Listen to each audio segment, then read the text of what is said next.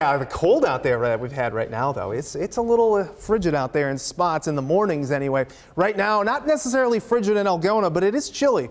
We've seen our temperatures largely in the 50s and a little bit of cloud cover continuing through northern portions of the state. We've got some of that in West Des Moines, too. Again, how much of this lingers could impact the frost development that we see in the morning. Either way, though, it's going to be pretty cold, and that massive area of clouds continues to sag to the south. So as it does, it is going to clear up a bit into the early morning hours, and as the temperatures drop, again, that's how we get that frost formation. But if clouds linger, that'll keep those temperatures up a little bit, and again, that could mitigate that chance for any of that frost for those that see that. But into tomorrow afternoon, still not getting warm.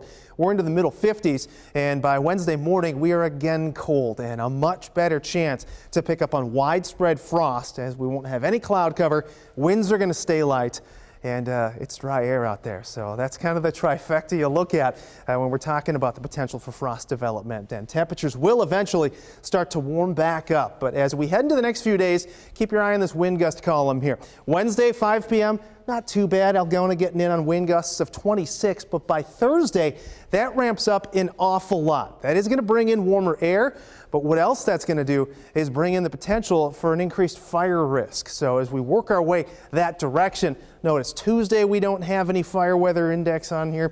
Into Wednesday, that's starting to sneak into that northwestern edge of the state.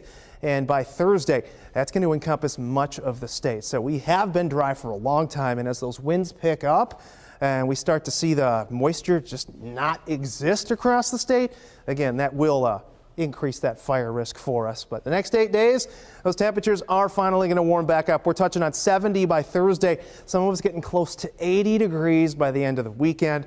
So I know a lot of people, you get your first taste of fall and you're like, this is incredible. Well, we're not quite there yet. We're inching close, but we're not quite there yet.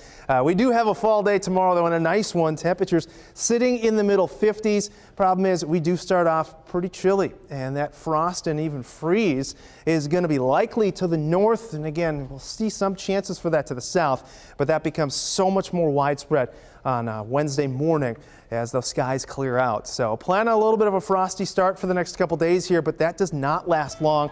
Your morning lows warm back into the low 40s by Thursday. We've got sunny skies and just beautiful weather. We're starting off in the 70s on Thursday, and we hang on to those 70s through the middle of next week.